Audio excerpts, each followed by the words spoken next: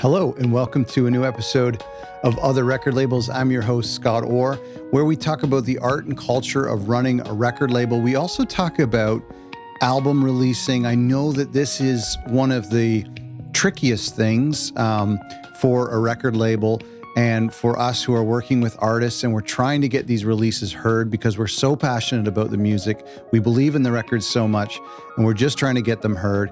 This is the number one challenge that I've heard from you guys repeatedly. And so I'm always looking for ways that we can work on this process together. We can improve this process. And today I want to talk about the 5-step album release post-mortem. That's a mouthful.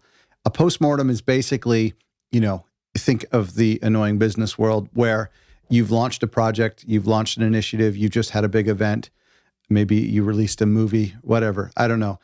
And now you meet with your team, the people who built this product or project or initiative, and you talk about what went wrong and how you can learn from your mistakes moving forward on your next projects. And so let's take that mentality and let's apply it to releasing a record. Now, wait, before you hang up the phone and say, this doesn't apply to me, I'm not interested in this, this is dumb.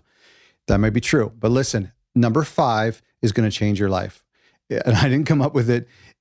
I read it from a scientist. I should have written his name down. A really popular researcher decades ago came up with this idea. It's going to change your life. I promise you.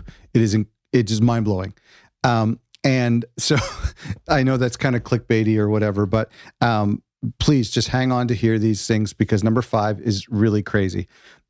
Before we get into these 5 steps for how to do a post-mortem on a record release, we've talked so much about marketing and promoting records, and we have a bunch of resources at our website, including a release roadmap, which kind of guides you through the process of taking a recorded, mastered record and releasing singles and sending it to press and approaching release day and then after release day. You can get a copy of that release roadmap by going to otherrecordlabels.com/roadmap. Additionally, I also have a marketing checklist, which is a bunch of things that you should do before your album comes out to make sure I've done this, I've done this, I've done this. And you can get that by going to otherrecordlabels.com/marketing. Okay, let's dive into this. Now, some of these are going to be obvious, but like I said, number 5 is mind-blowing.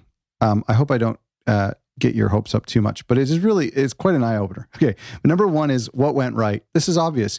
You should sit down. I think the whole idea of doing a post-mortem is really important. These questions, some of them may seem obvious that you're going to ask yourself and the artists and the people who are working on this record.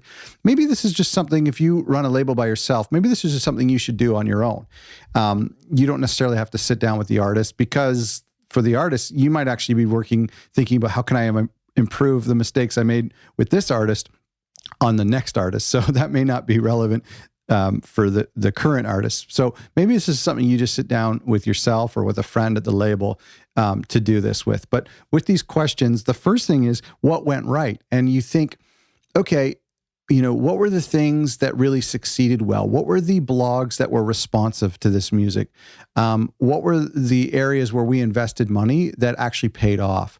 And so this should be really easy to do. These are looking at the successes and the little wins from this campaign, and make sure you write them down. And if it was a journalist or a writer on Twitter who was really supportive of this release, write that down so that on the next record you can reach out to them and say, hey, listen, you responded really well to this release, and we're hoping you'll like this release as well. So this is pretty easy to do, is to look over what went right. The second thing I want you to do is what went wrong. Look over what went wrong. Where did you invest money that didn't pay back, that was a waste of money, if you will? Where did you waste your efforts? Did you spend a whole day emailing a certain group of writers or a certain group of blogs, or deep diving looking for third-party curators or something like that? What was the things that you did that just didn't really return on whatever type of investment you put into it? So write those things down. And what were some flat out mistakes? I mean, it could just been your timeline. It could have been that we didn't give ourselves enough time to allow the pressing plant to be backlogged, and we didn't have our vinyl on release day. Maybe you hosted a release show a week before the album came out and you couldn't sell the record at that show, and that was a big mistake. All of us make tons of mistakes when we're releasing records. It's important to identify those mistakes, acknowledge them, write it down. Then when we start to work on the next album campaign, we can look over what went right as well as what went wrong. One of the things I also want you to ask is number 3, what were we missing? What do we wish we had on this album campaign? I think that's really important, is to say, we had a couple things go right, we had a couple things go wrong, but I bet you we could have had more things go right if we had such and such. And it could just be more lead time. It could be more money. It could be, something I see a lot, is more input from the artists, more help, hands-on help from the artists. A lot of artists say, I've done my work, I've recorded it, I've mixed it, or I've just written it, whatever, and now it's my label's.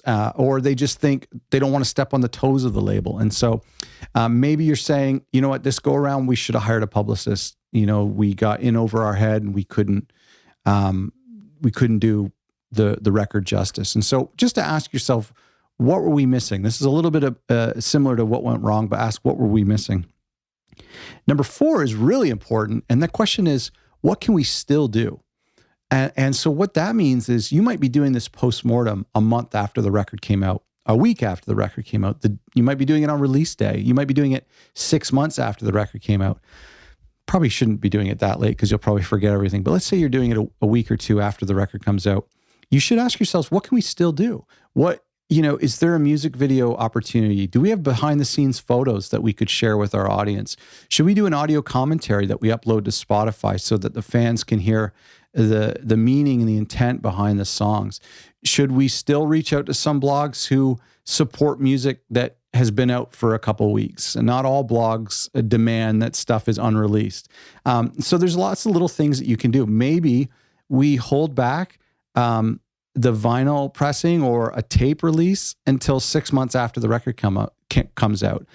Maybe we could do an alternate version of the album. So you want to ask yourselves, what can we still do that contributes to the post-release strategy of this album campaign? Okay, here we go. Number 5, and this is huge. I mean, this came up, I read about this in a book. It was a book about qualitative research. And I think you'll find this really, really helpful. I didn't come up with this on my own, but I wanted to add it to this list. And number 5 is doing a pre-mortem. Okay. So we're talking about what a post-mortem is, and that's a couple weeks after the album comes out.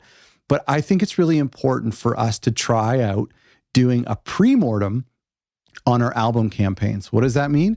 A pre-mortem is the opposite of a post-mortem. A couple weeks or a couple months before the album comes out, sit down with the artist and with your team, or even just by yourself, and outline the things that could go wrong in an album campaign. So we could say, well, what if nobody responds to us? Then what are we going to do if no blogs write about it?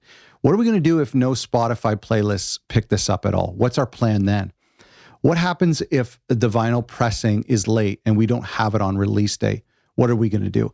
There are all of these devil's advocate questions that you can ask yourselves in the pre-mortem stage that can really help prepare you for release day for when some of these things go wrong. It also can actually help you be innovative and creative in the early stages and think, hey, these are some things that might go wrong. Let's address them right now just so that they don't go wrong. And it's kind of a fun process to think of all the negative things that can happen. And if you're a record label owner, then you probably are good at doing that. So listen, let's go back over these 5 things as part of the 5-step album release post-mortem.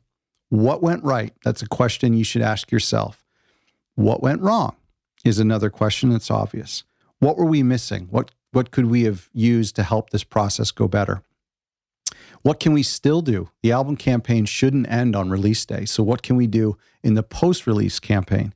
And number 5 is meeting up for a pre-mortem before the album comes out. That might be a couple days before the album comes out when everyone's excited and assuming that everything's going to go right for this campaign. What do we foresee could be an issue? Let's address it now, and let's come up with a plan B. This is something you can do weeks before or months before. I hope you found that helpful. Remember, we have a bunch of resources at our website and some online courses as well to address this topic of releasing albums and releasing singles and getting better at doing that. That's something I'm extremely passionate about. I find really challenging. I know even our successful record labels that we've had on the show also find it challenging. It's something that we're always trying to evolve and adapt to and get better at. Go to our website, otherrecordlabels.com, to grab a bunch of our free resources that will help you in this process. I hope you found this helpful, and I hope you try a post-mortem and a pre-mortem on your upcoming album release. Thanks for listening.